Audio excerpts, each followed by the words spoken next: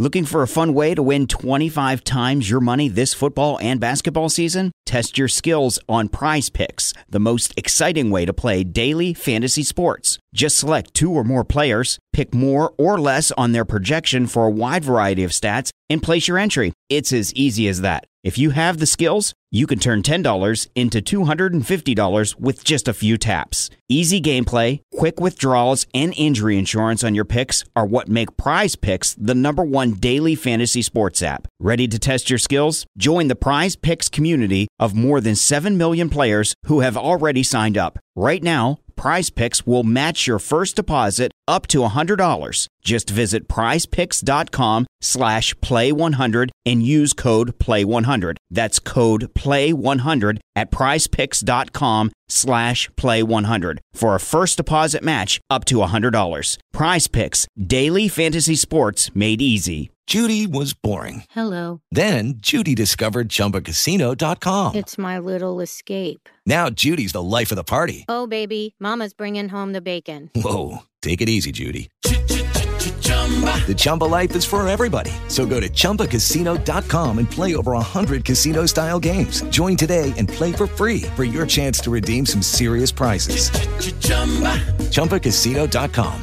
No purchase necessary. Void where prohibited by law. 18 plus terms and conditions apply. See website for details. Steering wheel. Loves the steering wheel here. Give him steering wheel. Hey, steering wheel. Somebody tell him to give it to him. Come on. Whoa. Your leg, my please. Your leg hip. How the f*** that's possible? I'm driving like a grandma. Get that, Ralph? Did you hear me? From the radio. Ralph, acknowledge. Now, come on, close him down and kill him. We've got a lunatic on the track down the Hanger Straight. I'm so annoyed.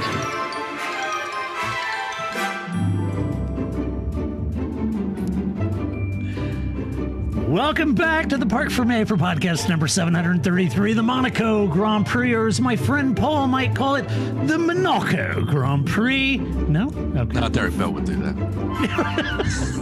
Fair enough. This is Todd. No, Todd, not now. A.K.A. Negative Camper. You know I've asked you here. You must convince the villagers that I'm That's harmless. exactly what I need you to do. Tonight, for your kind consideration, we're going to review the Monaco Grand Prix.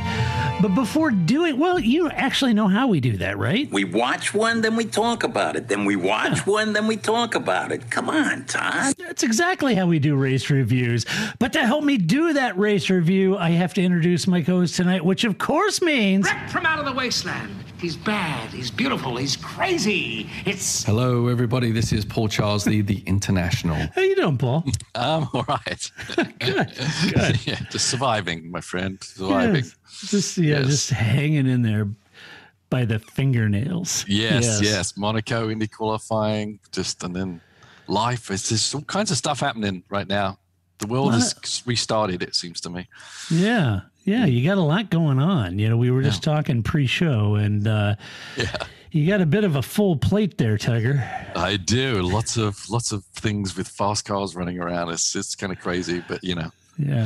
People have had worse. I know that. I'm trying to live the moment, but it's tough to balance all those plates right now, but we'll get through it. So for a guy that is on a team that races an Aston Martin car, you had to be pretty happy with your boy's performance in Monaco. I was happy. Yeah, I was happy with the strategy. I've obviously that team struggled quite a lot, and I was I was happy for the team to actually get something out of the season so far, and for the drivers to be able to do something with the car out there. So, which was surprising. Because Monaco, I didn't think was going to be a good one for them, but somehow they did it. Yeah. Well, Paul and I are going to talk about the Monaco Grand Prix because that's what we do on race reviews. By the way, if you're listening to this podcast, we do record the video because people kept asking us to record the video and throw it on YouTube. So we do that. If you'd like to see us arm wave and the two talking I heads. spend hours in makeup. Hours. Yeah. I get up at 3 a.m. This doesn't come easy. Right. Right. And look, we're all busy. I don't have time to do, big productions and everything. I hit the record button on Zoom and that's what you get. And yeah, don't screw it up this time, Paul. Yeah. Yeah. Right. There is no editing. Yeah. Yeah. And I know the audio, we switched to Zoom and the audio is, slightly different, but that's just kind of the knock on effect of trying to get the video and the audio and everything. Yeah. So apologies. I've listened to, because when you and Grace do it, sometimes I listen, doing the video and then listening to in the car on the podcast, I think it's pretty good, pretty even. Yeah, I hope so. Happy. Yeah, I try to balance that out a little bit. But anyway, so you can go to our YouTube channel and watch that. So, all right, let's talk about Monaco, the Monaco Grand Prix. Look, it's not a prolific passing race, but it can be impactful to the championship depending on who gets the setups right, who doesn't hit the wall, etc. I sort of liken this to a team or individual time trial at the Tour de France, where it's that those incremental skills and incremental times that can really upset the leaderboard. And Monaco can do that. Anything can happen at a track with such tight tolerances. And you and I have talked about this in the past, concentrating 100% focus for 78 laps with no safety car this weekend mentally is incredibly challenging when the slightest error, as Charles Leclerc could tell you on Saturday, the slightest misjudgment means you're out of the race and there's debris everywhere and a safety car or you're getting craned.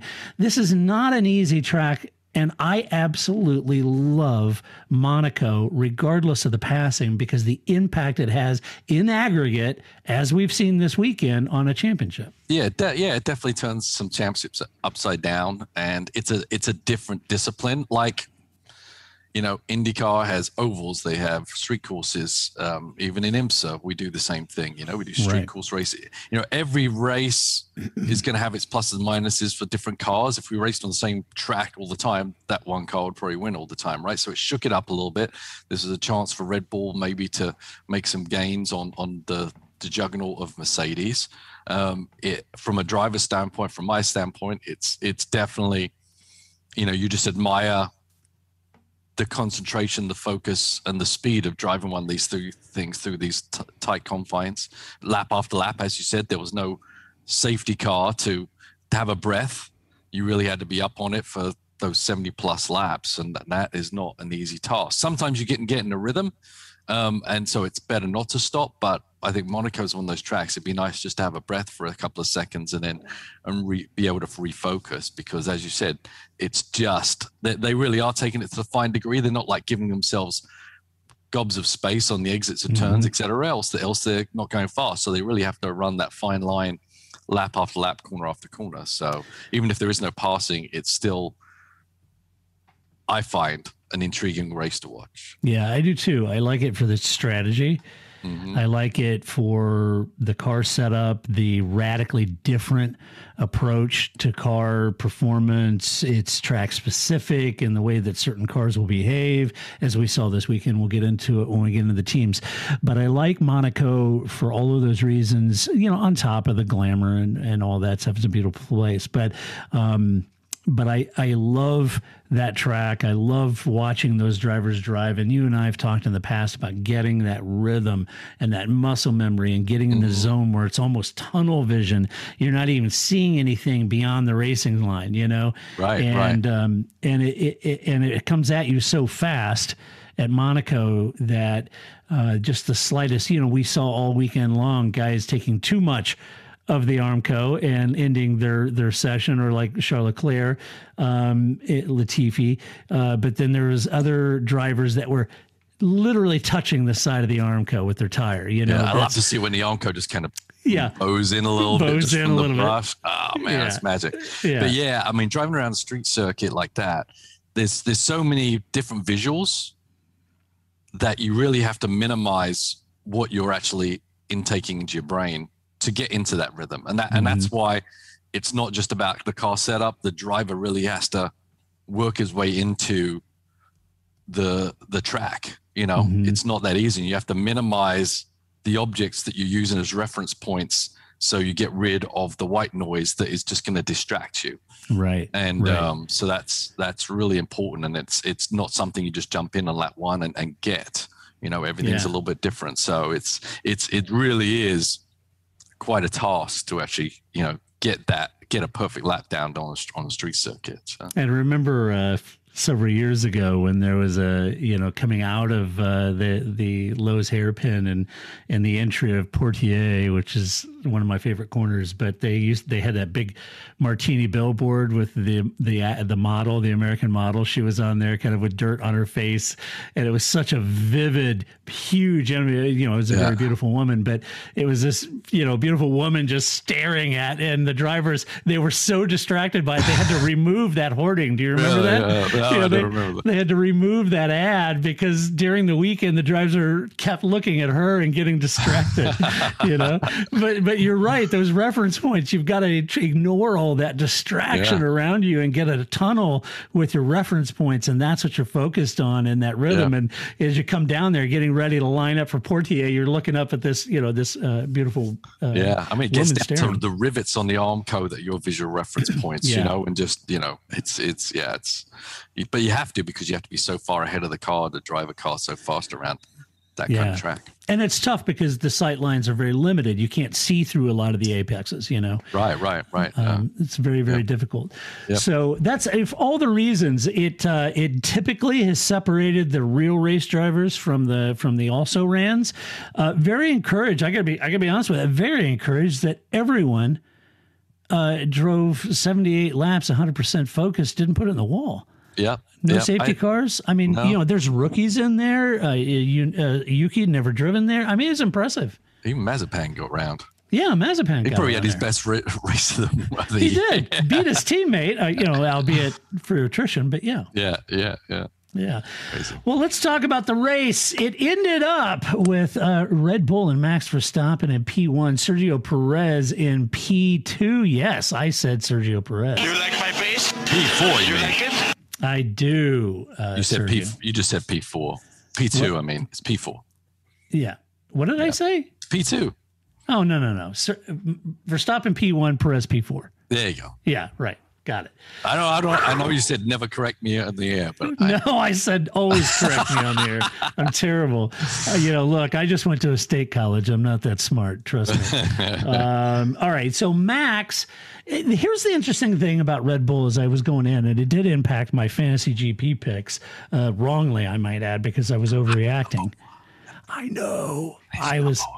I was overreacting horribly, because Max to me seemed like he was really struggling on Thursday. And I was wondering if he was going to be able to run. At that point, coming out of Thursday, I thought, I'm not even sure they've got the pace to run with Mercedes. And conversely, Ferrari, given Ferrari's pace on Thursday. And I thought, wow.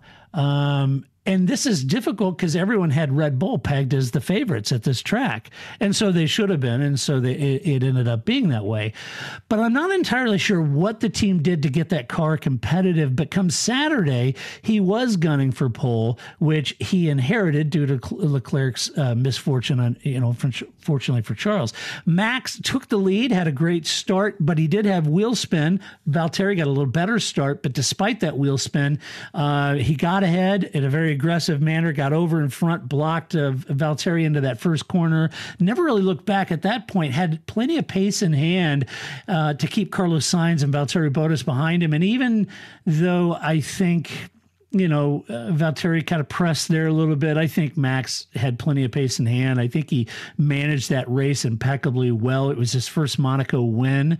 Max's win gives him the points lead in the championship. It also gives Red Bull the points lead in the championship for constructors. It's Honda's first win here since Senna in 1992, and the first time they've led the championship since 1991. So some big things happened with that win from Max, but seemingly very measured race, plenty of pace, did a fantastic job. Yeah. Oh, Honda, what have you done? But yeah, absolutely. I mean, you got a great run. I think, the evolution of a car during a weekend can be different depending on what the team's attitude towards it. Obviously, going in, Red Bull should have been pretty confident. That's definitely a track that they usually excel at. But sometimes you work on different things of the car before you work on the pure speed. As long as you feel you know the car well enough, you have other data points that you can run from, knowing that if this is this and this works like this, then when we try to add the speed, it'll come here. So you're usually looking for balance first. So you can come there and be a bit on the back foot, but I think, it's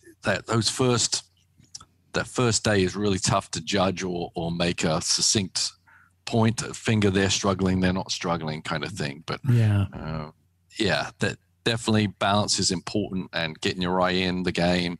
And as I said, I think they just worked their way into getting the car where it should have been in the first place. Hard to know where there were struggles, if there were struggles at all. But yeah, for sure, Max did a impeccable job. It's great, to be leading the race, and that allows you to really dictate the pace of the race and save your tires. You don't have to run behind anybody. So he could hold that pace back, that if anyone tried to do an undercut, he could just unleash himself too. So I think it's a very confident position to be in for the whole race, really. Well, in that case too, Paul, he could just measure the field, those that were trying undercuts versus overcuts, and he had the pace that he could just run a little longer and gap it and just get himself a gap. And really at that point, they were looking at Stroll or Vettel became the target for the gap. They didn't want to come back out behind Vettel, but he waited and his tires were working really well. So he ran longer, let them box, then it gave him. And the only person they had a gap issue with is his own teammate, and that wasn't an issue. Right. Exactly. So, yeah, it worked out impeccably. Speaking of the teammates, Sergio didn't have a great quali, but he did manage to run long on his soft compounds to overcut those around him, and it actually paid a lot of dividends. And then he took the battle to Lando Norris in the waning laps. Couldn't quite get around Norris because it is difficult to pass to Monaco, but it was a good fourth place given where he qualified at. Some good tactics and strategy by the team and good tire management by Sergio. Both the Red Bull seemed to not suffer with the graining that Ferrari did, suffer with the tire wear that Mercedes did. They were able to get the tires in that window, get the grip levels, and really it didn't come down to degradation. It was just tire wear, and there's not a lot of energy put in those tires at Monaco. So it allowed Sergio to take that overcut, gain those positions, and slot into fourth. A great result for the team. Yeah, no, absolutely. Well, before Monaco, I said, Sergio's goal should be P2.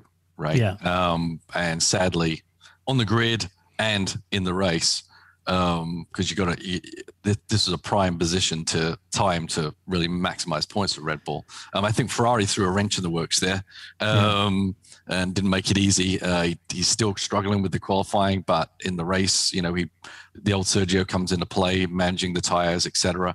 I think some ways the trundling around at the beginning on the heavy fuel helps the overcut there, and I think teams are kind of pitting just because rather than they're really actually at the end of their tire life. And so once everyone's trundling around, they're not maximizing pace and making gaps where they should, that when they pit, that enables the guys behind to put down some good laps and make that overcut work.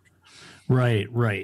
Yeah. And certainly, if you look at and if you're newer to Formula One, I don't want to patronize a lot of you veterans out there, but just if you're newer to Formula One, that we typically see the undercut more than we see overcut. And the reason for that is because when you run several laps on a tire, the tire starts to lose grip and starts to lose lap time. And so because those old tires, if you pit before your competitor and you come out in fresh tires and your out lap super quick and their in lap is not that quick because they've got worn tires, then you're going to undercut them. Conversely, the overcut in Monaco, the reason this kind of worked is because they waited, let your competitor pit first, but because it was so hard or difficult to get energy into those tires, their outlaps on fresh tires wasn't quicker than your in-lap on worn tires because the worn tires weren't that worn. They were in full heat cycle, still setting very competitive paces. So that's why the overcut worked in Monaco, whereas we typically see undercut because because the tires are worn down and much slower. And in Monaco, they're not. They're just not generating that amount of energy. Is that a decent paraphrase of what? Yeah, absolutely. And it's a fine line, obviously, as we saw with the Vettel, Gasly, Hamilton battle. It is a fine line for being an advantage to a disadvantage, but it seemed like the overcut always ended up being an advantage here. I mean, we even saw with Lance Stroll, as long as he went on his tire, he still had good pace. Yeah. And his tires were very old, so, as Hamilton said, my tires were still good. I could have gone longer, but the team just chose to try and think that they could get some kind of track position made up by doing the undercut. And obviously we know that didn't work. Yeah. Well, let's talk about Ferrari, Charles Leclerc, DNS, Carlos Sainz, P2. To be honest, I'm not so sure that this couldn't have been a Ferrari front row on Saturday. Given their pace through Sector 2 in particular, 2 or 3 tenths up on Red Bull in Sector 2 was I don't think anyone saw that coming. And whether that would have held up during the race with the graining that Carlos ended up having, I don't know. That's all speculation, shoulda, woulda, coulda. But the point being is Ferrari entered this weekend, and I think it caught everybody off guard just how good this Ferrari was in Monaco when drag wasn't a factor, when sheer straight line pace and speed wasn't a factor. All of a sudden, Ferrari, boom, where are they strong? Slow speed corners and tight, twisty track. Right. Unusual for Ferrari, but they got to try and make this. Looking for a fun way to win 25 times your money this football and basketball season? Test your skills on Prize Picks, the most exciting way to play daily fantasy sports. Just select 2 or more players, pick more or less on their projection for a wide variety of stats, and place your entry. It's as easy as that. If you have the skills, you can turn $10 into $250 with just a few taps. Easy gameplay, quick withdrawals, and injury insurance on your picks are what make Prize Picks the #1 daily fantasy sports app. Ready to test your skills? Join the Prize Picks community of more than 7 million players who have already signed up. Right now, Prize Picks will match your first deposit up to $100. Just visit prizepicks.com/play100 and use code play100. That's code play100 at prizepicks.com/play100 for a first deposit match up to $100. Prize Picks, daily fantasy sports made easy. Hello, it is Ryan, and I was on a flight the other day playing one of my favorite social spin slot games on ChumbaCasino.com. I looked over at the person sitting next to me, and you know what they were doing? They were also playing Chumba Casino. Coincidence? I think not. Everybody's loving having fun with it. Chumba Casino is home to hundreds of casino-style games that you can play for free anytime, anywhere, even at 30,000 feet. So sign up now at ChumbaCasino.com to claim your free welcome bonus. That's ChumbaCasino.com and live the Chumba life. No purchase necessary. VGW. Void where prohibited by law. See terms and conditions. 18+. Speed up somehow, right? So I think what their ideology behind this year's car is very sound because they can't change the engine that much. I know they've made some gains back in the engine, but they're not going to get it all the way back because they went a whole different avenue last year, which they got penalized for. So, very handy car. It's a good handling car. It's a Red Bullish type of handling car. So that's very encouraging for them. And I agree. They could have had a front row. That would have been mighty impressive, but Charles's mistake had big ramifications for both himself and for his teammate, unfortunately. Yeah. And certainly Carlos on that final run was up on the time in the first sector, and so he was very disappointed not to have been able to do that. It's hard to get really mad at your own team or your own teammate for what happened with Charles, but I think Carlos really felt pole was on the cards there for him. And Ferrari on the front row would have been really good. And it would have been very difficult because of the lack of passing for Max to get around those two Ferraris. But as it is, Carlos did inherit second when Bottas retired, but he felt pole was in the car on the cards for him if it weren't for his teammates' crash. Regardless, I thought Carlos drove a great race. He pressured Max a few times, and he said, "Oh, what do we got to lose? Let's try to pressure him a little bit." But he did have graining, and then he went through the graining phase, came out of that, tried to push a little bit more, but didn't have the pace to catch Max. He came home in second place, making a dent certainly in the championship lead by McLaren. Just 2 points now separate Ferrari and McLaren in the Constructors' Championship. They entered knowing that, and they entered the weekend, and to be fair to myself, I guess, I'm still thinking Ferrari and McLaren, they're kind of, head to head in the best of the rest battle. And I wasn't expecting Ferrari. I thought they'd come into Monaco and slot in and around McLaren. Wasn't expecting them to be ahead of Mercedes and Red Bull. So, it caught me off guard, and I'm a Ferrari fan. So that was interesting. So, a very good race by Carlos. He said he had the graining on his tires. He couldn't really get close enough to make a run at Max, but he clearly converted that quali pace into race pace. It was there, and he wanted to show the world that he had the pace to win this race. Unfortunately, he did not win that race, but otherwise, a very good weekend for Carlos. And I know he was down kind of after the race because of what happened. Didn't get pole. He felt like he could have won the race, so it was bittersweet. But my gosh, a second place is still a great result.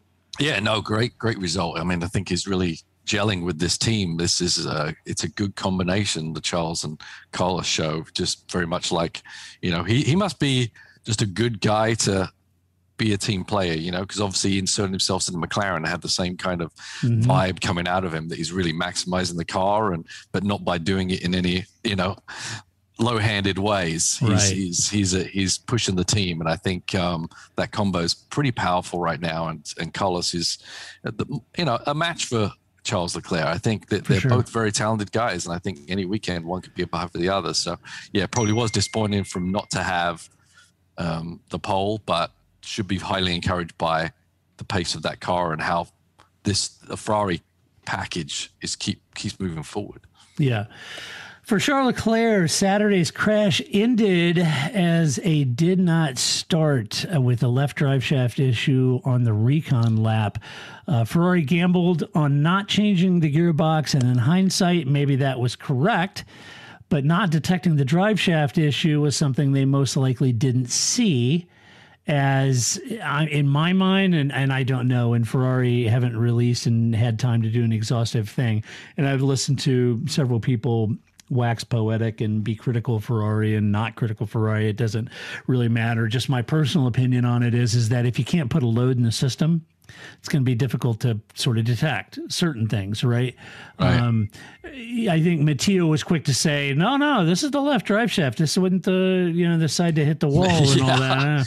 Okay, but they're all connected to the diff. And I'm thinking, I don't know, you take the diff takes a big hit like that. Is it completely irrational to think that the shock wave on the right could have hit the diff, could have done something to the left drive shaft? It was a big hit for sure, wasn't it? It was. So, I don't know. Fair enough. If they want to say that it wasn't and it was completely unrelated, that's certainly their prerogative. But I think, there's a lot of Monday morning quarterbacking on this, Paul, of whether they should have changed the gearbox and taken the penalty. They gambled. They tried to field the car. It was not, ready. It was damaged. They should have detected. There's a lot of hindsight. Certainly Charles has bad luck at his home race, and that bad luck continued. And had he competed and finished in the points, well, Ferrari would have taken the points lead. So it is costly that he didn't start the race and finish in the top 10 taking points, given where Carlos finished. Yeah. Is that a mistake on Ferrari's part, or is it proof that Ferrari aren't that concerned about McLaren and pretty damn confident of their program going forward to gamble on the gearbox not being changed, saying if he doesn't start, he doesn't start? Well, I think the carrot of glory was too great for them to resist. I think, logically speaking, if you're thinking about a whole championship and you're saying, okay, well, what's the worst going to happen is we start P6, we're still, looking pretty good for a good points haul by both cars. Yes, we're probably not going to win Monaco, right? Then that's what you would have done. I mean, it was a big hit, and these things tend to have many ramifications throughout a car when you do a hit like that. But as I said, I think it was a 50-50 roll the dice kind of choice to not do it. And obviously it didn't pay off. If it had paid off, they would have been geniuses. I'm not saying it's like category 100%. They should have done it the other way, because you got to weigh up your options. I say they're going to have very few moments this year to win a Grand Prix. And they saw this, and that they weighed it over the glory of winning a race versus locking in more points to beat McLaren, because they knew Ricciardo was way back there. Right. So you're going to score more points if you have both cars in the race and guaranteed in the race. So, right. It rarely happens that something of that nature happens to the car, and it's easy, to diagnose everything that's in there, especially, as you say, they can't do a load on it. They can't really test it. So because you can't test, you're not really making a decision based on good data, I feel. Right. So that's why I probably would have led towards changing it, but I don't think, it's a complete donkey move for just going for glory and going for it sometimes. Yeah. If hindsight's 2020, and it's easy for me to sit here in the comfort of my couch and make these, wax poetic on what Ferrari should or shouldn't do. Yeah. But having said that, the only thing that was running through my mind before they started the race, when the lead up in the pre-race show, they were talking about they didn't change the gearbox. They looked at it. It looked okay, those kind of things. And the thing I was thinking about in my mind was, given that Ferrari's pace at this particular track is so strong, what are the odds on the rest of the season of having this kind of big rejuvenation in pace? Because there's only one Monaco. You could argue maybe Hungary. Yeah. Where they're going to really be on par. And there's not many. So in that case, maybe it would be better to change the rear end of that car, take the penalty, and rely on your speed on this particular track and strategy of an overcut potentially to get him 2 Ferraris on the podium. That's what I was thinking, because I just don't know that they're going to have an opportunity at the Now, I could be wrong, but they act like they're not really focused on this year's car. They're pretty much focused on next year's car. So I'm thinking they're not going to have a lot of opportunities. So maximize this one, Yeah, especially, as I said, they're really fighting McLaren, and McLaren only had one knife in the fight for this weekend. So they could have, scored a lot more. Right. So anyway, all right. Let's talk about McLaren. Lando Norris P3, Daniel Ricciardo P12. Lando continued his terrific performance that he's showing in 21 by qualifying well, racing well, taking a podium while holding off Perez for several laps. Lando, like Pierre Gasly, in my mind, has completely turned himself into a hot property in Formula One. And no wonder McLaren just inked a brand new multi-year deal with him this weekend. That's the right move from Zach. Because this kid has gone from, plucky teen, like plucky teen Max Verstappen. He's gone from plucky teen Twitch giggling and having fun playing games online to a serious race car driver. The kid is brilliantly talented and did a fantastic job of putting it in P3. He wasn't expecting to be on the podium this weekend, and it was a great result. Yeah, no, a lot's been focused on him over the 3 years. So it is interesting to see the progression in his maturity and in the car and out of the car, quite honestly. So and that focus, that change in ideology from him, being the kid eating Pop-Tarts and, I think has made him a more formidable opponent to everybody. And yeah, it's a great move by Zach to snap him up. I'm not sure if there were other options out there for him. I think there would have been. So I think there would have been too. It was really good to keep him in there. I think, obviously McLaren are doing all the right things to make it attractive for him to stay in the stable. Right. Because if you think about it, you got him, George Russell, Pierre Gasly. 3 pretty hot properties, I think, in Formula One, and 3 young guys to keep your eye on in that sense. I think they're all fun to watch and impressive to watch, I would say. Very much so. Yeah. Not impressive to watch is the struggle Daniel Ricciardo's having. He says he'd wish he'd never came to Monaco. He said it was one to forget from him, but getting lapped by your teammate, that's a gut shot. Not good at all. Dan said there were a few laps on the hard tires where he was setting competitive times, but he felt like he was skating around to find grip. And he was just saying that the window for that car is so narrow. It's so difficult for him to find. There was a piece they ran on the pre-race show, an interview he did with Natalie, where he said that he was chatting with Carlos, and Carlos says, "Yeah, what do you think of the car? It's kind of weird, isn't it?" And Daniel was like, "Yeah, why didn't you tell me that this car is a real tiger to drive?" Okay, yeah. I didn't see that. Huh? Yeah, and it added some context for me because Dan said, "There's no way I'm a second or more slower than Lando. Right. There is no way that I'm off the pace that personally him." Right. And I tend to believe that. I do believe it. Yeah, absolutely. I don't think he is. Yeah. But I'm not sure what Dan's struggling with to get on top of this car with his driving style versus what the car demands. Lando is working that car within the parameters that it demands, and one might argue it's designed around Lando, and that's a fair statement. Very much like the Red Bull designed around Max, but it is difficult to see, whereas Carlos Sainz, maybe a testament to him, he has adapted much quicker to that Ferrari than what you're seeing Daniel Ricciardo or even Sergio Perez do.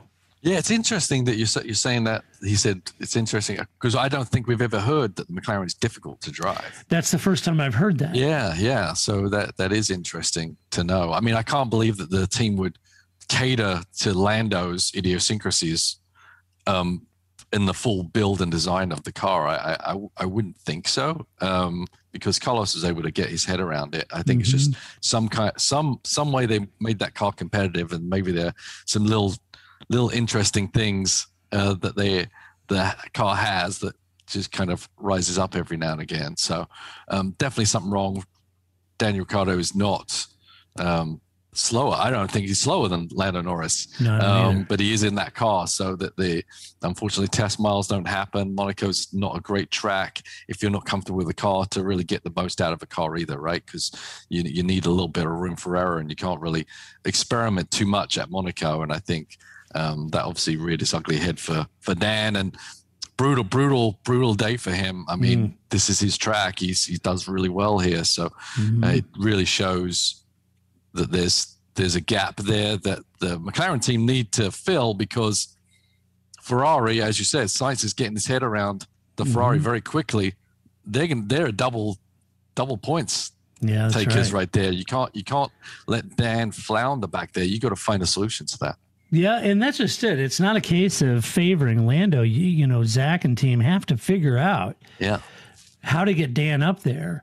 This isn't Dan. Dan doesn't forget how to drive. Dan isn't a slow driver. There's nothing about Dan that's slow. Daniel's a wickedly fast driver. They got to figure out how to get him up in the points, or they're going to lose best of the rest of Ferrari, to your point, because Carlos is on top of it, and so is Charles Leclerc. Yep. So tough situation for McLaren to be in there. Could be a catalyst moment of the season if they don't get Dan up where he should be. So very, very, very difficult. Let's talk about Aston Martin. Lance Stroll in P8, Sebastian Vettel in P5. Aston Martin had the answer when it came to strategy at just how impactful the overcut would be in Monaco. So up front, kudos to Aston Martin, who entered this weekend with some really great strategy. They knew it. They started Lance on those hard tires. They ran him long enough to protect his gap, to hold his position when he boxed. He didn't lose a spot. And, you know, that that was a testament to really Lance's pace on those tires, even as many laps it was on those tires, and the strategy that they used to get him all the way up into 8th and in the points. He had a few excursions over the yellow curb down there. Like more than one. I mean, maybe 3 or 4 times. And I was just really Lucky worried. Daddy's paying the crash damage on that baby. I know. I was really worried that he was just ripping the bottom of that car off, But even doing that, he had some good pace, and he was setting good times on those hard tires, and he executed and brought that car up to 8. So it was a good result for him. Yeah, as I alluded to earlier, the trundling around at the beginning was in his favor, right? Because he's on the harder tire, which isn't the quicker tire compared to the people, but they're not maximizing that tire grip right there because they're just trying to make it go as long as they can. Right. So he's basically, just trundling around too and not having to really fight to stay on pace. And to that point, Paul, nobody was worried of trying to win this race in the fastest time possible. Mm-hmm. It was just trying to finish this race in hold positions. Yeah, hold positions, right. And what you're talking about is that trundling. Nobody was gapping like you would normally see on road courses. Right. Right. And because of that, Lance just comfortably stayed in, no gaps, and he was great. Yeah, just stay out of the aero of the other car in front because unless you really think you can pressure and make a move, stay 2 or 3 seconds back. And we saw those gaps, great. And just keep your tires in good check. And as I said, he really wasn't pushed that hard on the hards on pace. So it made it pretty easy for him. And really late in that run, he was still doing really competitive times once they released the hounds and the overcut was on, right? So, and that's where he made it. I mean, when he got that 20-second gap to, who did he make that gap to? Sure. Who was that? Giovinazzi, was it?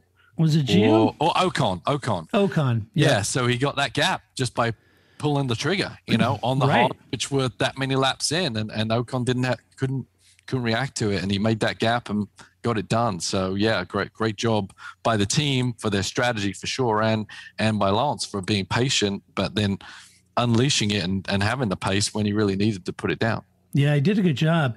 Even better job by his wily old teammate, Sebastian Vettel, who used the overcut to jump 2 places with a great move on Gasly to hold on to 5th place. It was Gasly and Lewis. I mean, Gasly and Lewis, they boxed, and Gasly did the overcut, and he was coming out. He was, this is going to be great. And then all of a sudden, out of nowhere, Vettel comes out rolling up. What you know about rolling down? I got it. Yeah. That was a great battle all the way up Santa Vote and Massenet. That was great. Yeah, unfortunately, the camera, whoever the director was, went to. That was just a disaster of a cut. They cut away to Lance running over chicane. Yeah, the most exciting part of the weekend probably was that battle right there. And Vettel did a great job. He was aggressive. He had good pace over the weekend. I mean, he was a top 10 guy the whole time, which I said I wasn't expecting out of this car or out of him for sure. And but because he had that pace, that gave him, the tool to fight with and the overcut. And he made it work and got a fantastic result out of it. He was forceful, and I'm sure. And Gasly, said, "Well, he had a word with him afterwards." But I replayed it from the in-car stuff, and it was the move was on for sure. And Gasly could have tried it, but Gasly did a good job in being aggressive and looking for an option, but not being super stupid aggressive and taking them both out either. So it was an entertaining series of corners or series of 3 laps where they're all trying to make something happen. But Vettel came out on top, which was great. Yeah, it was great. Great result for the team for sure.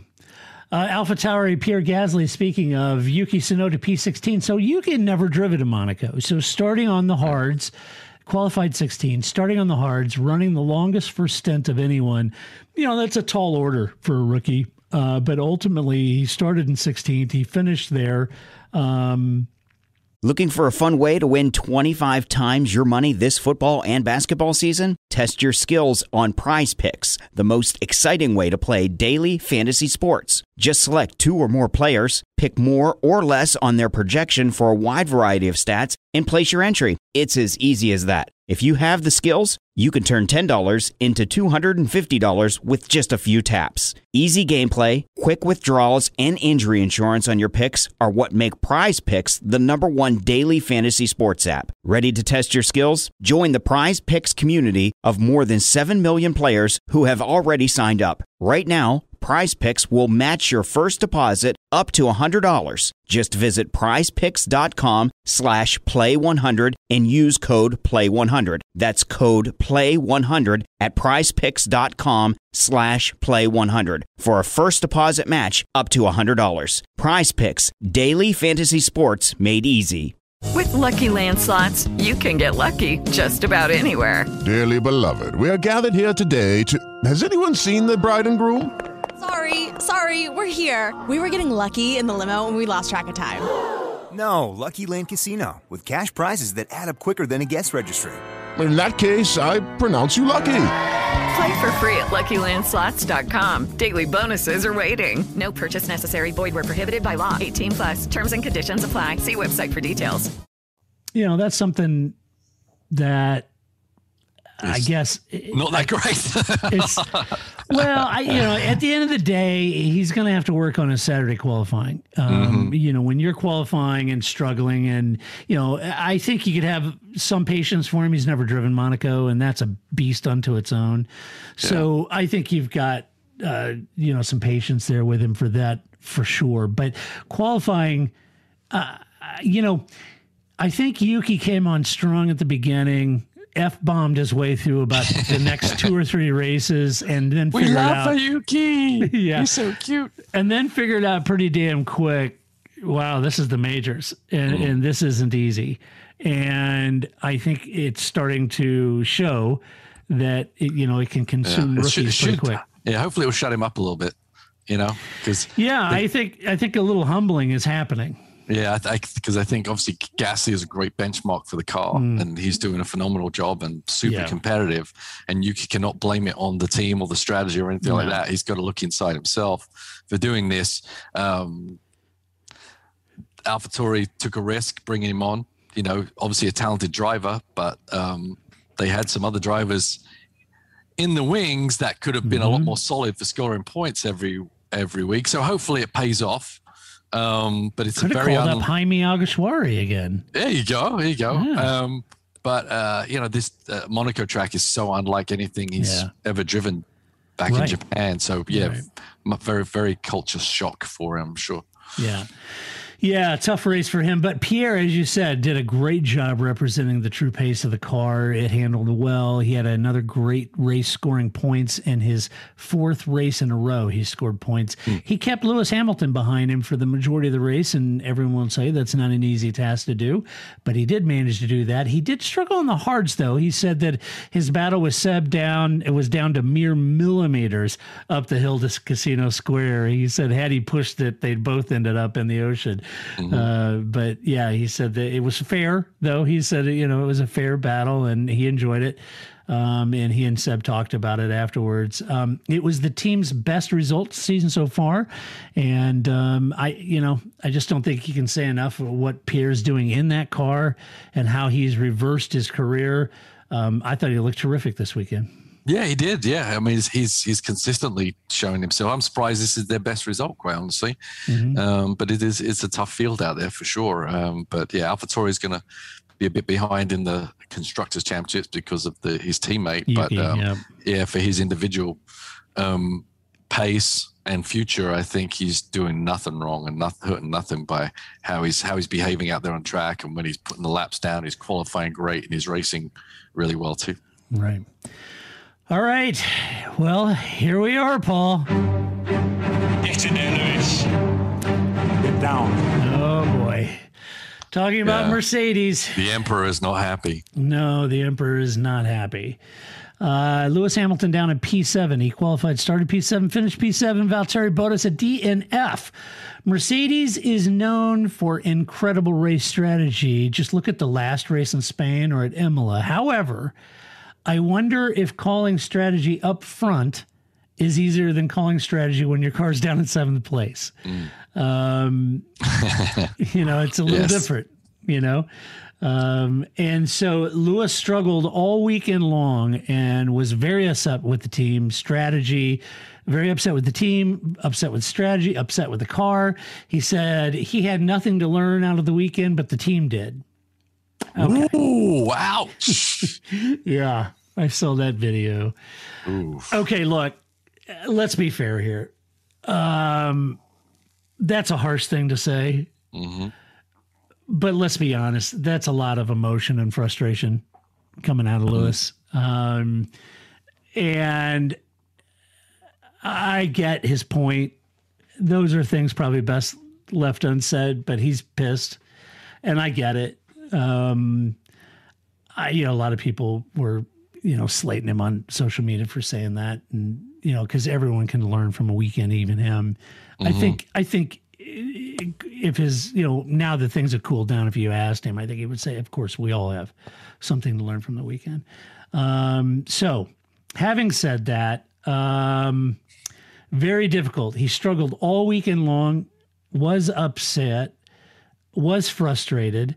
I do wonder if we're starting to see a little bit of the fractures in this relationship with the team. With some of the things. The early negotiations he wants to get out of the way aren't going the way he likes them again? Maybe. Yeah, maybe not. I don't know. I know he's wanting to get a deal signed, but he did manage to get the fast lap. But the undercut attempt on Gasly didn't work. And in the process of boxing early, he lost 2 places to the overcut, which really set him off. Was not happy. He said, wait, I could have managed the tires. I had managed the tires. The tires are fine. Why are you doing this? So didn't agree with the strategy. Now on the other side of that coin, the team were having tire wear issues and they knew that. So it wasn't an option. The team was trying to make the best strategy call with the cards they had in their hand, and it just didn't work. And to be fair, Mercedes has never really focused on Monaco. Yes, they've won there, but that was when they were even more dominant than they are now. They didn't enter this weekend as the favorite. Red Bull did. So, can you be too harsh on Mercedes? Maybe you can. But I think all in all, Lewis just could not get this car hooked up the way he wanted it with the tire wear they were experiencing, whereas Valtteri could. Yeah. I mean, if you're going to design a car to win a world championship, Monaco is going to be right at the bottom. It's the outlier. Yeah, it's just not going to be an important factor. And you'll just say, well, whatever happens at Monaco happens at Monaco. But the car's still a competitive car, so it's not going to be at the back of the pack, right? Right. Lewis is obviously not used to floundering back there or having a difficult car to drive or not having, the best strategy. As you say, it's easy to run a good strategy if you're starting up front, right? So, and it was fine margins, right? I mean, we saw it. I mean, it was nose to tail. If 1 second was different, Lewis would have been up in 5th at that point, and he would have been, cugging everyone at the end of the race. So I don't think they made an atrocious call. I think he was Monday morning quarterbacking it a little bit from inside the car, but that's the way he does it, So, it's a bit unfortunate to unleash that, considering how much the team and the car have given him over the years. I think, I get that you can be a little emotional, a little angry at how that single race going, but the big picture wise, I'm a little disappointed that he would go down that route. But there's probably is something else going on behind the scenes that's frustrating him as well. I wonder, because he said there's no reason they should perform this way with the experience this team has, and I don't know. I wonder. This is being pretty critical of the team, and it's typically, it's one thing for him to disagree with Bono on a strategy during the race or to get chippy with Bono or whatever. That's just emotions and in the moment, and you can discount a lot of that crap. But coming out and pretty much leveling off at the team is typically not something he's done. With this team, with any frequency, and I'm just kind of curious about that. Yeah. Valtteri had a better weekend going, but his luck ran out. It seems like if there's going to be bad luck at Mercedes, it will go out of its way to hunt down and rest on the shoulders of Valtteri Bottas. His luck ran out during the pit stop with a cross-threaded wheel nut that they couldn't change. They could not get it off the wheel. The car actually had to leave Monaco with the wheel on, still couldn't get it off, and said that they wouldn't going to be able to get it off until they got back. That's crazy. Back into the UK. Yeah. Valtteri said it's weird. He's never had a DNF while he was sitting in the pits, so that was a little strange for him. Yeah. But I'm curious, Paul, because they it's not just a wheel nut. I mean, the technology that goes in to the wheel, the hub, the nut to secure it and make sure it doesn't come off during the race, because there's huge penalties for that. And I'm just curious what happened there, if it was user error, if it was wheel nut error, drill error. I don't know what it would have been, but it was weird that they could not get it off. We've seen cross threads before, but they stripped the entire hub of the nut is weird. Yeah, well, it's weird because it was the first tire that was on the car. Because then you have, when you're preparing the car for the race, you have a lot of time to make sure the wheel's on properly, turn the nut on, make sure it's done right. It's difficult to me to imagine that it was cross-threaded for the start of the race, because it had to have been if they couldn't get it off. Right. And then when they went to get it off, because it's just kind of stuck there, the little splines that kind of line up to get the deal off just kind of shear themselves off, and then there's nothing to grab a hold of after that point. So it's really weird for me that it would make sense if it was like a second tire change. You do a tire stop in 2.5 seconds, you can definitely cross thread a wheel nut without thinking about it. But their tire and wheel, they had plenty of time on the pre-race to get that on and make sure everything's torqued down right and everything. So surprising that that's what the issue was. But yeah, there's a lot of power goes into those guns, and you just rip those little splines off that kind of fit over the nut, and that was all she wrote. Yeah, so brutal. They're gonna have to cut that wheel off, take the whole suspension off. It's gonna be quite an ordeal, I guess. Gonna have to get one of those grinder, and cut the nut and pry it off of the hub. Well, all the guys are gonna go, oh, it was metric. Who brought the Imperial Standard to what? Oh, boy. Brutal weekend for Mercedes. Damage limitation. They lose the lead in the Constructors' Championship. They lose the lead in the Drivers' Championship. And they head next to a circuit that they should dominate at. So...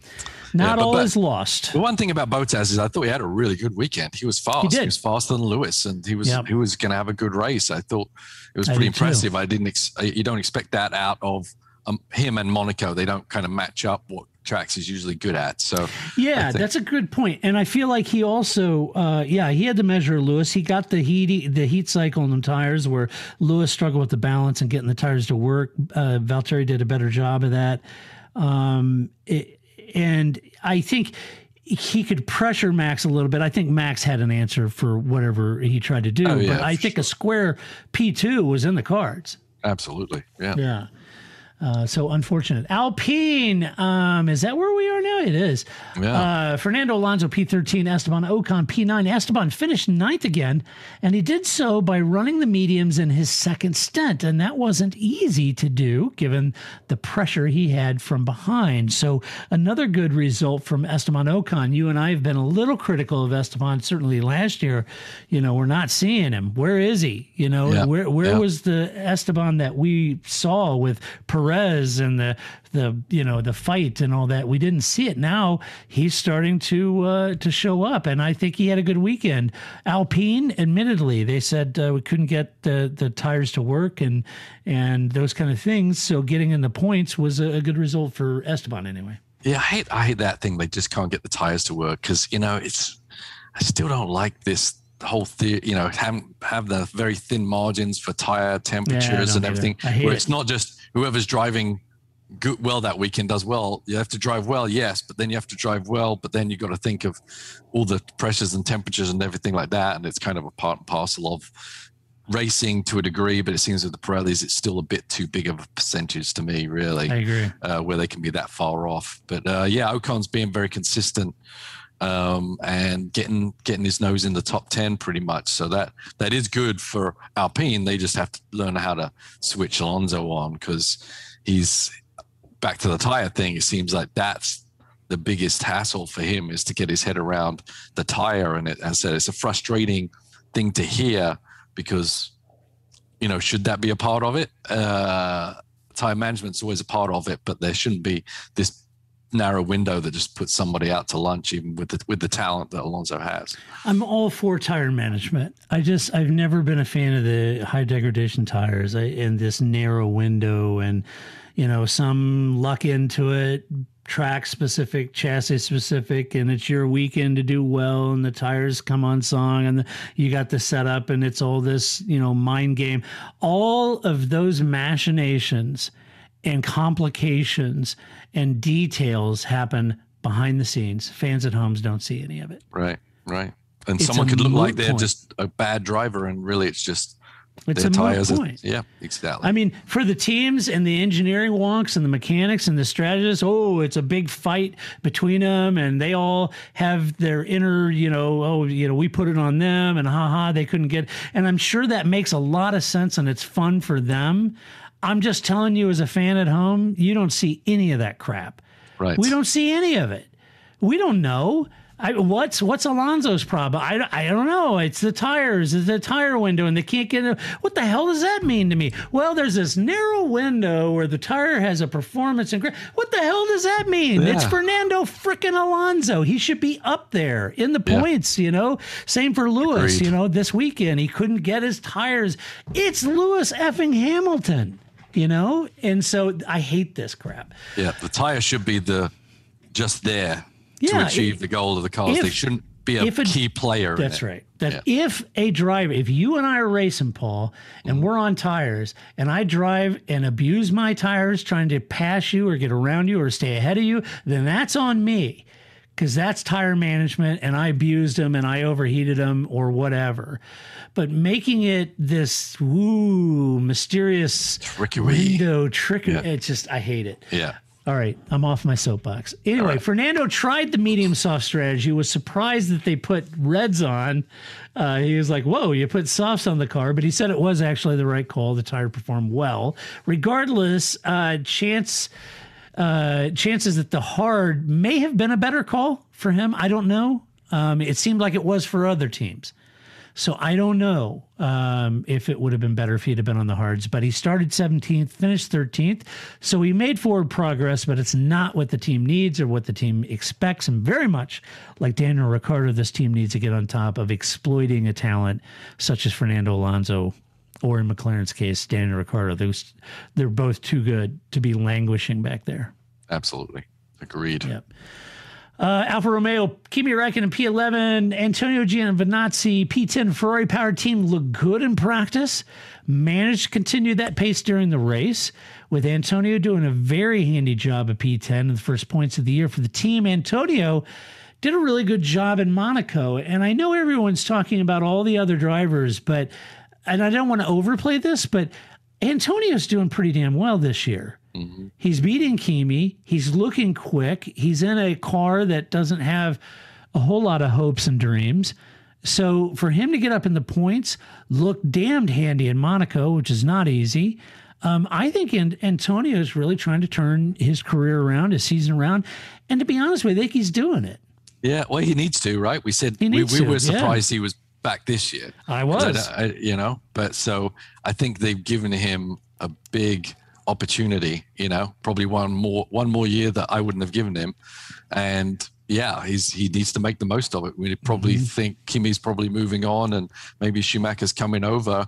They could wholesale change the team if they want to, but so he's got to make a story about him, why he should be the other guy. And so far this year, I think he's doing enough where, Looking for a fun way to win 25 times your money this football and basketball season? Test your skills on Prize Picks, the most exciting way to play daily fantasy sports. Just select 2 or more players, pick more or less on their projection for a wide variety of stats, and place your entry. It's as easy as that. If you have the skills, you can turn $10 into $250 with just a few taps. Easy gameplay, quick withdrawals, and injury insurance on your picks are what make Prize Picks the #1 daily fantasy sports app. Ready to test your skills? Join the Prize Picks community of more than 7 million players who have already signed up. Right now, Prize Picks will match your first deposit up to $100. Just visit prizepicks.com/play100 and use code play100. That's code play100 at prizepicks.com/play100 for a first deposit match up to $100. Prize Picks, daily fantasy sports made easy. Hey guys, it is Ryan. I'm not sure if you know this about me, but I'm a bit of a fun fanatic when I can. I like to work, but I like fun too. It's a thing. And now the truth is out there. I can tell you about my favorite place to have fun.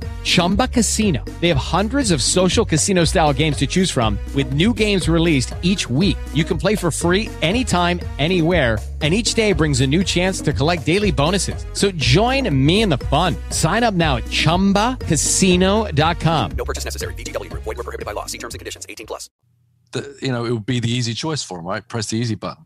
And if he's performing, can get points and show well in the race when the Alfa Romeo is performing well, which it did this weekend. I think they were better than Ocon. I think they could have clamored both of them in the points somehow. Didn't quite work out for them, but I think it was a better car than it was. In around 10th and 11th, maybe it was the 9th and 10th. Not a big deal, but yeah, right. It still was better than they've shown before. So I think, Giovinazzi is doing a good job. If he keeps it up, I think he's in a solid place to keep his drive. Yeah, it depends on what Ferrari wants to do with any of their other junior drivers, right? Right. And what his future is there. But I think it is sort of last chance saloon, and he's delivering, I think, this year. Kimi made up a few places. Hard to pass at Monaco, as we've mentioned, and everyone else has said a billion times. But any marginal pace advantage one might have is not always easy to capitalize on, and 11th was the best he could manage, basically. He said in Kimi fashion, it kind of is what it is. All right, down to Williams. We have George Russell in P14, Nicholas Latifi in P15. It was the team's 750th race, Paul. Not the most memorable. And that resulted basically in a battle between the two teammates at the back of the grid for most of the day.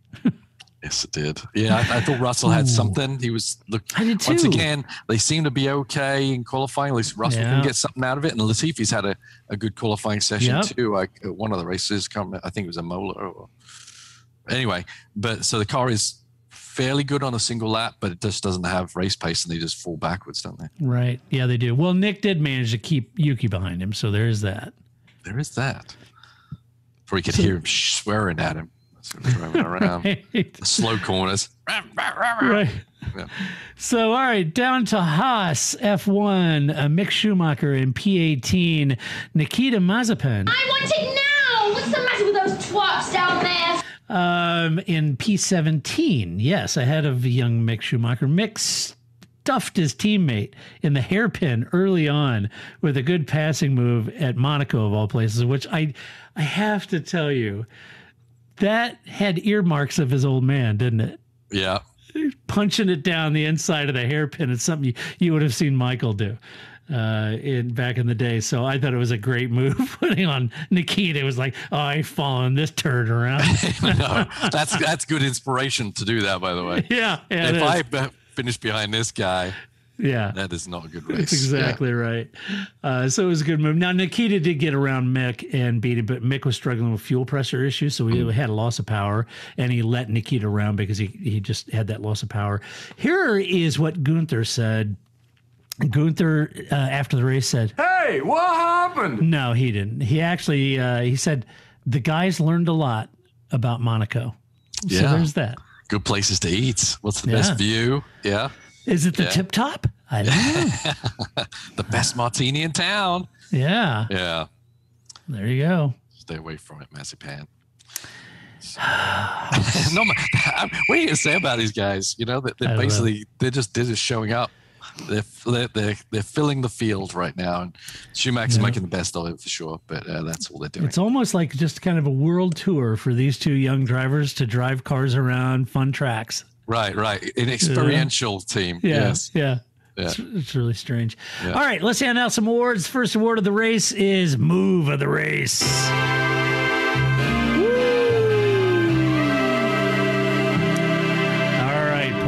You and I were the same on this. Samey. We are the same. Yeah, it had to be the Vettel overcut and the fight between those threes to make the overcut work. It was it was such narrow margins. So narrow. Vettel's been a donkey for a while, more often than not for me, and so I think he's due a run of the race. I think that was good. Yeah, that's exactly right. He came out and just boom, elbows out, man. Yeah, up that hill, made that car no reason wide. Not to. Yeah, and kept Gasly and Lewis behind him. It was a great move. All right, next award is Donkey of the Race. We'll do it right. Okay. That sounded like the Mercedes air gun on the Bottas's side. It's a shame. That's what the cars used to sound like. Now it sounds like a wheel gun. Yeah.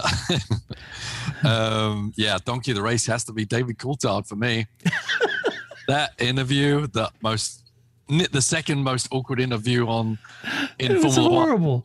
Yeah, I don't know. What was the other guy that they interviewed one other time? But yeah, hey Max, how's your race? Oh, there's Serena. Let's bring her in. Do you know Serena, Max? No. No, I don't.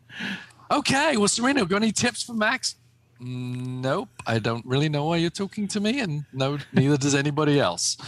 So, I have no idea what the hell they were thinking. Painful to watch. Yes. I mean, they have other celebrities at races, and they don't drag them in for the post-race podium interview. Yeah. Hey, Elton John, come sing Max's song. Yeah.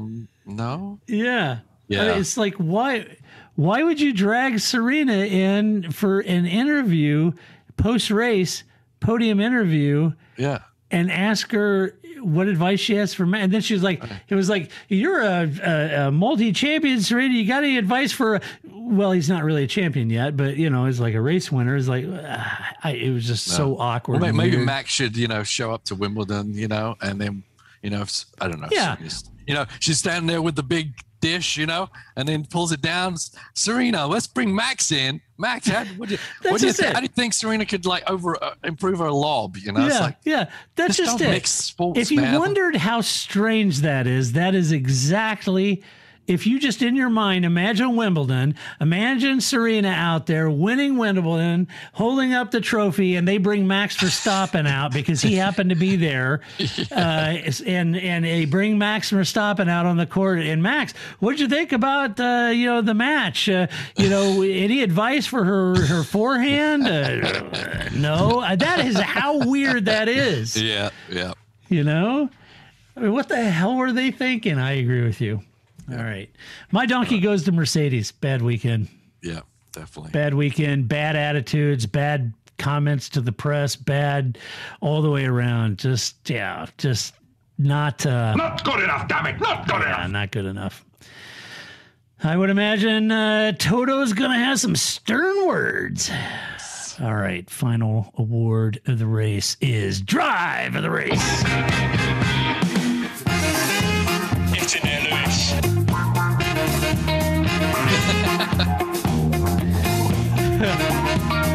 Yes. All right, Paul. Yes, I'm giving it to Vettel. Yeah, good I'm giving him drive the race. I think execution is always a big thing for me when strategy is correct and fighting with people and not taking himself out. That's a plus for him. Right. So Vettel.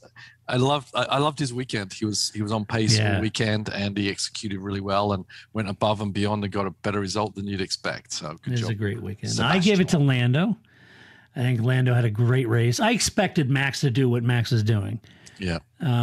It's hard for me not to give Max drive the race. It is a fabulous race, and he did an impeccable job. But I kind of expect that of Max. Yeah.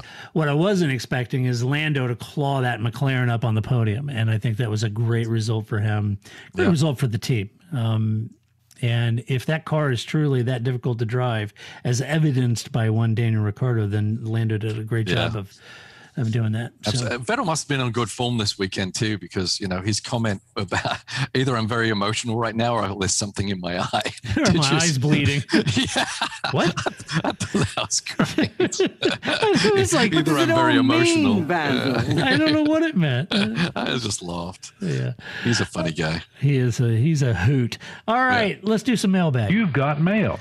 First up, Fabio asks, gents, 2 questions for both of you. Number one, now that we have a doubleheader at Austria, would this be a better option for trying the sprint races so they can be compared? I don't think so. I don't think we nearly need it to compare. I think it either works or it doesn't, right? I mean, it'll be interesting, I guess. I mean, there's no reason why that wouldn't be a good idea. Yeah. You are. But I'm like flatline on that one. I think the experiment either works or it doesn't, and it's got to work everywhere. So what? Just throw it out there and let it work. But yes, for comparison's sake, maybe that's a good thing. But obviously, they're not going to change that, are they? No, but I don't know that they'd want to do that, Fabio, because if it works, it works.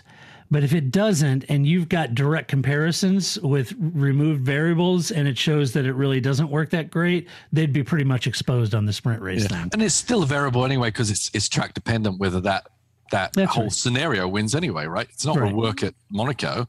So there's some tracks that more passing is allowable freely. Right. That's where it's really going to work. Right. Good question. Second part, with the low profile tires coming in next year, how will this affect the grip and cornering speed of the cars? Mm-hmm. Well, I think from what I've understood from people like Newey and things like that, they feel like it's going to put them behind. But as we know with Formula One, they'll eventually make up that and then go ahead, right? Because they're going to have a lot to learn, because the Formula One car has been on that tire profile for so long that all the engineering and theory behind it is well known, and they have the data and steps to back it up and understand how things evolve. This is going to be a little different for them. So they're definitely going to be at a lower range initially, depending on what kind of tire Pirelli give them, because Pirelli could just give them a grippier tire in the end to make up for that deficit. But ultimately, it's going to be a slower tire or engineering profile at the beginning. But I think they'll get their head around it pretty quick, as they always do.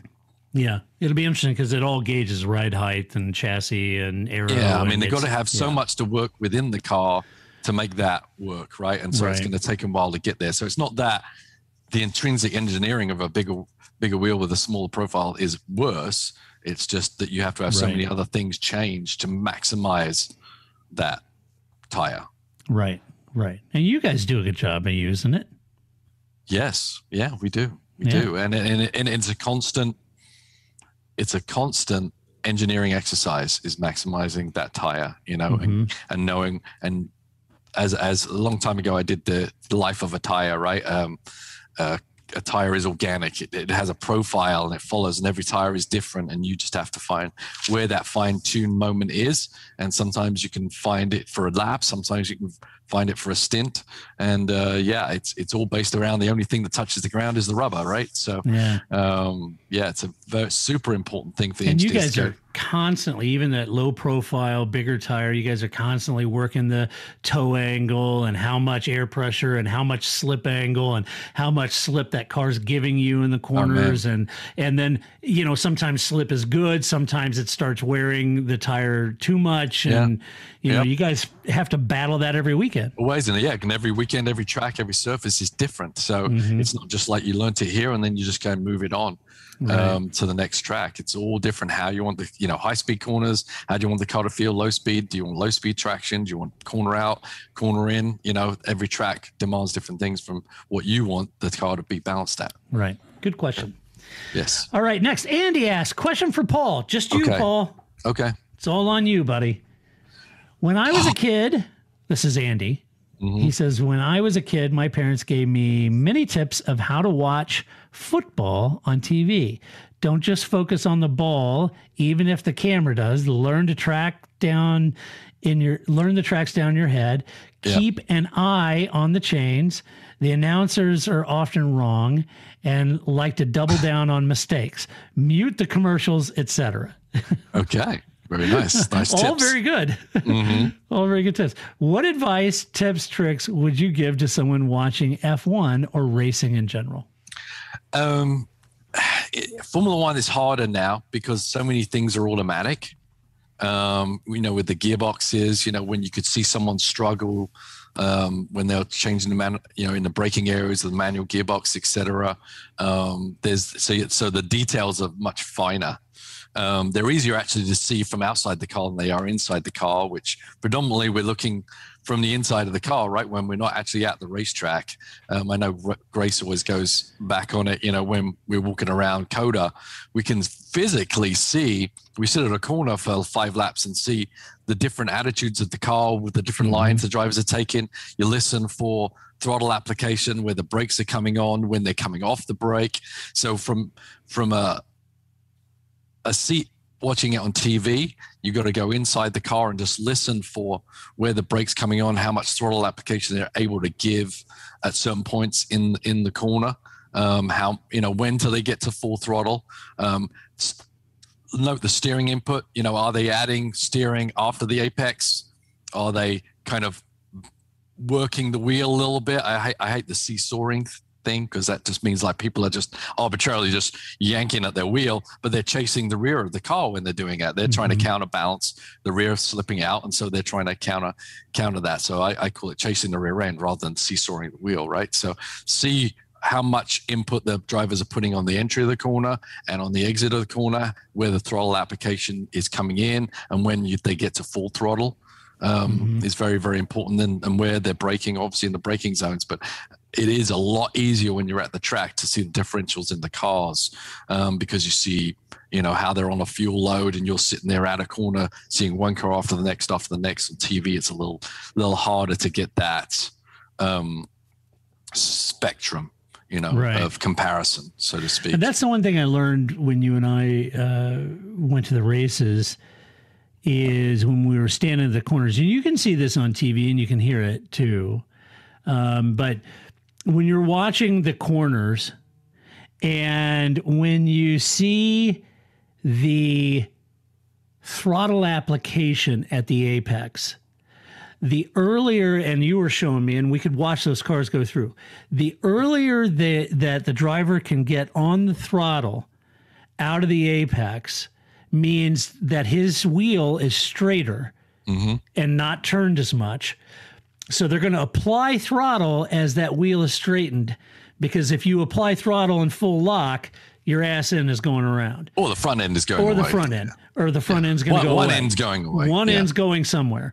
So what you were showing me, and we saw this at COTA, was that the earlier they can get the throttle applied out of the corner means the straighter their wheel is, meaning the better handling that car is, or the better rotation they got into that turn. And you can actually see that now on the onboards when you watch Formula One. And so those cars that are on throttle earlier out of the corner, typically the cars that are handling better and quicker. Yeah, and then remember the S's also. Remember we were looking at how deep everyone could go into the S's before they actually literally had to brake and downshift, and that was also a balance of cooler entry for someone. I was just reading Motorsport magazine, actually. I don't know if did you read it, where they were talking about Hamilton and Schumacher, and it was really interesting because I remember observing Schumacher way back when, and the key to Schumacher's speed was how he could hold so much speed on the entry to the corner, and it was visually apparent when I used to see him up close in real life. And it was interesting to hear Eddie Irvine, who was his teammate for a couple of years, talk about that was his bag. He said, no one could do it. He said, I couldn't do it. He would just somehow get so much entry speed in, fix it in the middle, and then get out of the corner well enough that it was a net gain. Right. But his key was keeping the car balanced, keeping it on the edge, all the way in there. So it's not just about how you get out of the corner. It's really how balanced and how much entry speed you can get in there without sacrificing everything at the apex and out. And that's where Hamilton actually does a really good job also. Yeah. And it's always interesting when they show those brake, traces and how he enters the corner, late braking or braking a little earlier, but on throttle earlier versus someone who might even be later braker, but not on the throttle earlier. Exactly. Sometimes it is. Yeah. The later brake can actually be because you brake, I know when I started racing, I was like, all I want to do is be the last person to brake, right? Yeah. But then you're standing the car on its nose, and then you're overslowing the car at that point where you got to get it turned. But the real, you're on a knife edge into the corner is really where the men from the boys are separated and the girls are separated. It's pretty cool stuff. And sometimes you look at in-car cameras, you're like, oh man. If only I could do that. Yeah. Yeah. The other thing I watch for Andy too is when they do the onboards is to always look through the apex. So good point. You're looking beyond the apex. Don't just look at the tarmac right in front with the car. Where the front wheels are or anything. Where the front wheels are or whatever, because that's already past you. It's looking down through the apex and seeing what's coming, and then you start to get an idea of their attitude toward those corners and how quick they are or aren't in those corners. Look where they're looking. Look where they're looking, They got to look 2 seconds ahead, else they're behind the car. They're definitely not looking at their front tires, I promise you that. They can't even see them. No. So, it's good. Anyway, good question, though. Good tips. Great question. All right. Well, that does it for this Race Review podcast. Thanks for joining us. Be sure to stop by the website, theparcfermé.com. Share your opinions. Do it quorum civility. As always, a huge thank you to our Patreon supporters because we would not and could not do this podcast without you. And I am very grateful for your support and help. You can support us by going to theparcfermé.com. On the right-hand side, it says support us by Patreon, and you can click on that and support us as little as $1 a month. And if you are a Patreon member, that allows you to take part in the Fantasy GP group, right? That's right. That is a fight. That is a fight. You and I are right there. 2 points, just like Ferrari and McLaren. That's right. That's right. I scored the most points this week, which has never happened, so I'm pretty happy about that. Yeah, that's awesome. I'm in the top 10 again, baby. Yeah, I'm 7th, you're 8th. Yeah. But it's fun. It's fun. It's a lot of people on there, but happy to have other people join. And absolutely. It's a lot of fun. Yeah. So, all right. Well, that does it until the next time when we come back and talk about racing all over again. Paul, thanks so much for unpacking the Monaco Grand Prix, and we will see you for the Baku Grand Prix race review. Until that time, this is Todd, a.k.a. Negative Camber, saying so long. That's it, man. Game over, man. It's game over. I don't feel I've got to prove at all. I don't really want to prove anything. I started as an amateur with no idea or no intention of becoming world champion. I was curious to find out what it was like to drive a car fast, to drive on a certain circuit, to drive a certain type of car. Looking for a fun way to win 25 times your money this football and basketball season? Test your skills on Prize Picks, the most exciting way to play daily fantasy sports. Just select 2 or more players, pick more or less on their projection for a wide variety of stats, and place your entry. It's as easy as that. If you have the skills, you can turn $10 into $250 with just a few taps. Easy gameplay, quick withdrawals, and injury insurance on your picks are what make Prize Picks the #1 daily fantasy sports app. Ready to test your skills? Join the Prize Picks community of more than 7 million players who have already signed up. Right now, Prize Picks will match your first deposit up to $100. Just visit prizepicks.com/play100 and use code PLAY100. That's code PLAY100 at prizepicks.com/play100 for a first deposit match up to $100. Prize Picks, daily fantasy sports made easy. Lucky Land Casino, asking people, what's the weirdest place you've gotten lucky? Lucky? In line at the deli, I guess? Aha, in my dentist's office. More than once, actually. Do I have to say? Yes, you do. In the car before my kids' PTA meeting. Really? Yes. Excuse me, what's the weirdest place you've gotten lucky? I never win and tell. Well, there you have it. You can get lucky anywhere, playing at LuckyLandSlots.com. Play for free right now. Are you feeling lucky? No purchase necessary. Void where prohibited by law. 18+. Terms and conditions apply. See website for details.